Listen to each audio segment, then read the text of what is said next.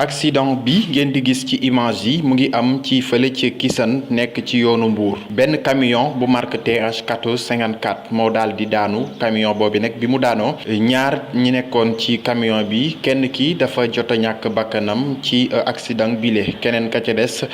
ñu daal di koy rawale ci hôpital Amadou Sakhir Ndiéguène bu diwaanu Thiès gendarmerie bu Noto moom moo daal di ñëw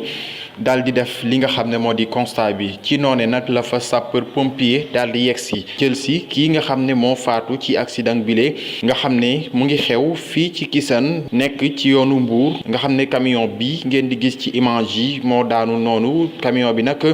TH 1454 mbir mu nu mel nag nekk lu doy waar loo xam ne tey la xew fii ci diwaanu Kisane nekk ci yoonu Mbour.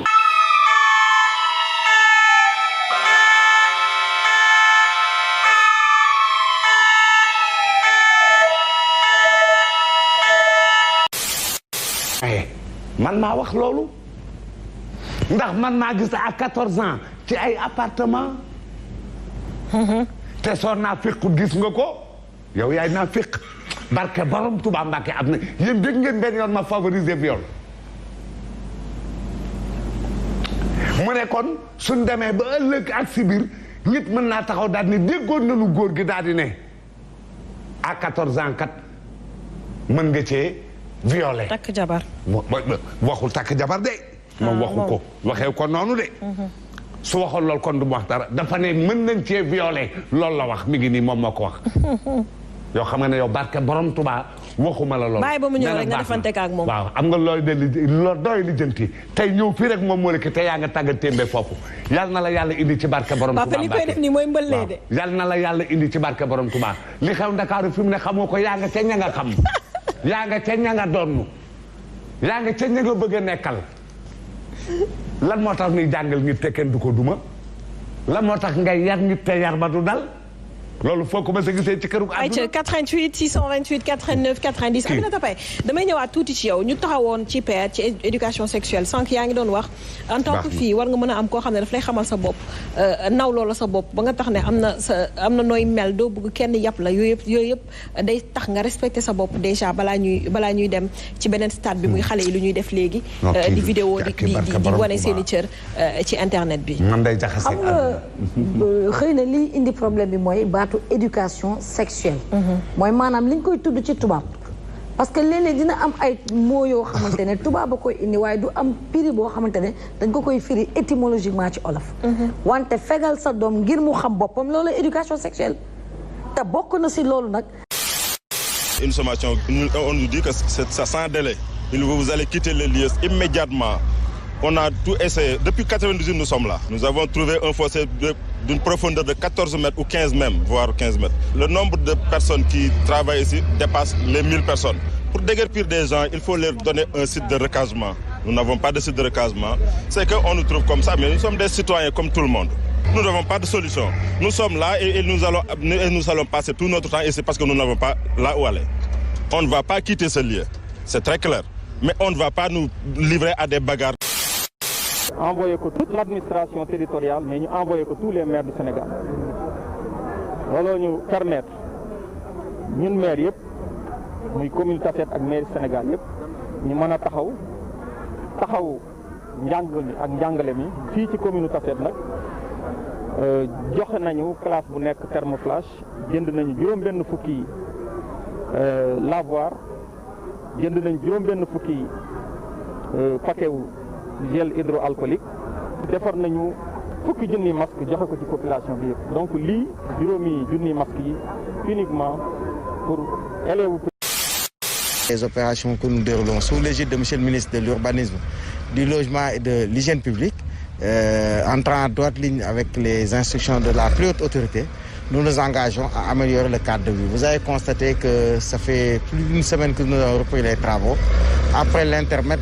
marqué par la période de la Korité. La première opération a débuté depuis le début du mois de Ramadan. La sommation a été faite depuis longtemps et même en prélude à cette opération qui a repris hier, nous sommes passés, le commissaire des Parcelles Assainies est passé les voir pour les aviser. C'est le suivi des riverains. plaque place yi mu toj ko ci kaw ni am doole. Cependant, il s'en désole. liñ fi toj ci place ëpp na 10 places bu ne seeni borom xaalis bu jeex lañ ci def investir. Et nous n'avons jamais parlé de destruction durant toutes les réunions que nous avons eu à tenir avec les autorités. À notre très grande surprise, le maire viole le protocole et a réduit beaucoup de magasins en gravats. Nous sommes des fils de Mbacké qui ne s'opposeront jamais à des projets de construction. Est-ce que fii yelloo na pour ñu def fi fosse nan ñu témoin Mbacké nan ñu témoin. Par conséquent, il tire la sonnette d'alarme. ñun duñ ci ay caaxaan ñun bari nekk ci dëkk bi di liggéey Abdou Mbacké Ndao ma ngay moodu ji. Nous lui avons porté à la tête de la municipalité pour avoir bon espoir qu'il allait travailler pour la ville. Mais aujourd'hui, la réalité est tout autre. Mais ñun dañ naan loolu arrêté duñ ko nangu. Ainsi, il n'écarte pas de porter plainte contre le maire de Mbacké pour destruction de biens appartenant à autrui. liggéey keroog man affaire bu daf ma metti ndax ci semaine bi passé bu ñu jullee ba pare dafa am